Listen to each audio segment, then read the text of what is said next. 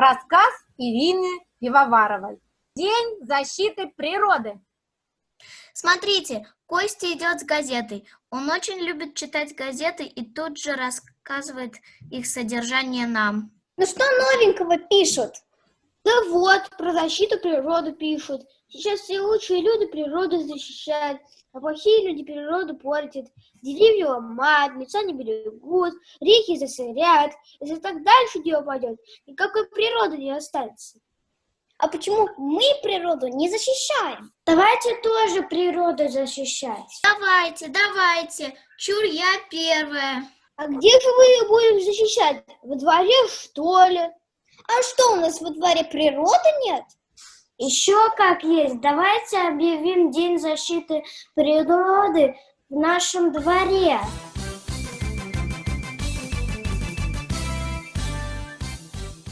Давайте будем сторожить, чтобы никто по газонам не бегал. Никто и не бегает. Давайте сторожить, чтобы деревья не ломали. Но никто и не ломает. Вдруг кто-нибудь будет цветы на клумбе рвать? Надо смотреть в оба. Смотрите, какая-то маленькая собачка запрыгнула в клумбу и цветы нюхает. Брысь! Вон из клумбы! Смотрите, она цветы нюхает. Не нюхай! Уйди из клумбы, сломаешь цветы. Плюнь травку. Ты зачем природу портишь? Смотри, она никакого внимания на нас не обращает. Эй, опять на клумбу полезли, опять хулиганите, я вам покажу, как цветы ломать. Ой, это дворник дядя Ваня, бежим! Вот тебе и День защиты природы. Ничего, вы не огорчайтесь. Животные — это тоже природа. Давайте защищать животных в нашем дворе. Давайте!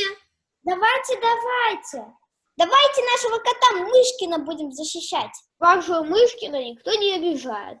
А надо проверить, вдруг в нашем дворе к животным кто-нибудь плохо относится. А как же мы проверим? Надо ходить по квартирам. Точно! Вы идите в этот подъезд, а мы пойдем в тот. Если вы увидите, что кто-нибудь бьет животных или не кормит, или еще как-нибудь обижает, мы тогда напишем письмо в журнал 5 с плюсом. Так мы и так животных обижаем. Правильно, пошли, Мань.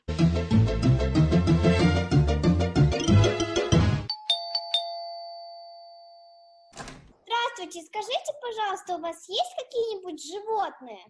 Есть, у нас канарейка, а что? А вы ее кормите? Конечно. А вы ее не бьете? Еще чего, кто же это канареек бьет, тоже скажете. А вы с ней гулять ходите? Ну, конечно, мы ее на цепочке водим. Видно, вам, девочки, делать нечего. Вы тут всякие глупые вопросы задаете. Ничего подобного, мы просто животных защищаем. Если вы вашу канарейку обидите, мы возьмем и про вас письмо напишем в журнал 5 плюсом. Да что вы привязались? Не думаю я канарейку обижать. Откуда вы только взялись на нашу голову?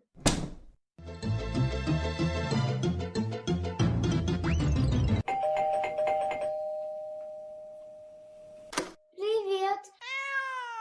Ты свою кошку кормишь? А что? Как? Что? Кормишь ты свою кошку? Мы спрашиваем.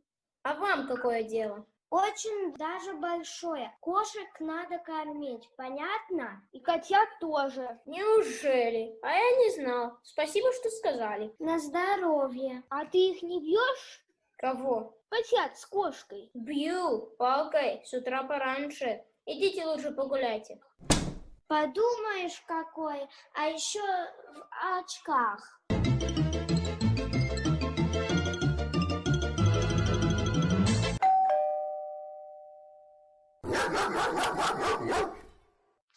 то она укусится.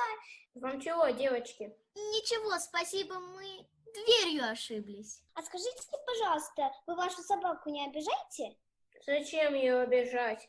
Она у нас умная, 2 медали имеет. Большое спасибо.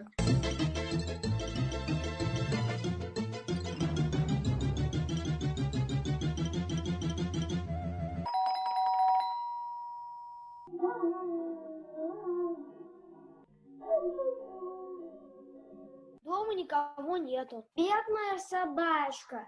Она, наверное, голодная. Надо будет сюда снова прийти, покормить ее. Ну как? Кого-нибудь защитили? Нет. И мы никого. Не повезло что-то. Может, завтра повезет? Катя, Манечка, Ой, это мама. идите домой. Идем. Где вы были? Я уже целый час кричу. Стоит вам выйти на улицу, как вы сразу голову теряете. Все обязанности тут же забываете. Готовы с утра до вечера гулять, а хомячки ваши бедные, голодные сидят. И клетка у них грязная. И рыбкам давно уже воду поменять надо. А за песком для Мышкина опять мне бежать? 3 дня вас уже прошу, допроситься не могу. Неужели вам животных не жалко? Безжалостные вы дети.